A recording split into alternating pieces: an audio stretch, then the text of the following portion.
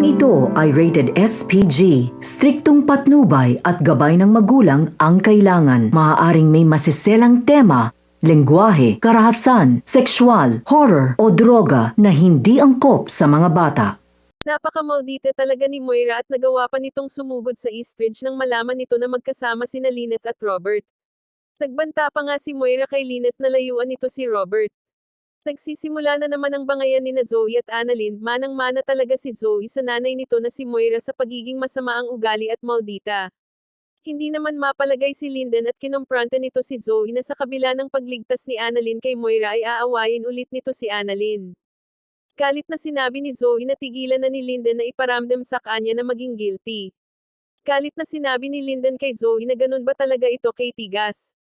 Sinabi ni Zoe na gusto naman talaga niya na maging okay sila ni Annalyn pero talagang napakadami lang nilang mga personal na problema at masyado ng malalim ang lamit ng pinagsamahan nila.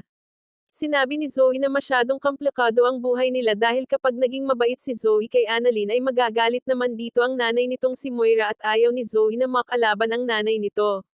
Hindi makapaniwala si Linden sa mga sinasabi ni Zoe at sinabi ni Linden na kung si Moira ba ang nagkokontrol sa emosyon nito.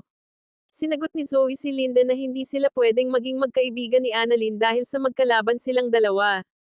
Pinag-iitan ni Linden na hindi si Annalyn ang kaaway nito. Bigla naman natigilan si Linden nang sabihin sa kanya ni Zoe na kung bakit lagi na lang nitong pinagtatanggol at tinidepensahan si Annalyn, at kung may gusto daw ba ito kay Annalyn. Nagbilin si Zoe kay Linden na wag nitong sabihin kay Annalyn ang sekreto nito. At kung pwede wag na nitong intindihin pa ang sitwasyon ng buhay nila ni Annalyn. Maraming salamat sa panonood. Kung gusto mo ng mga ganitong content ay mag-subscribe ka na sa ating channel para lagi kang updated sa mga latest videos na i-upload ko.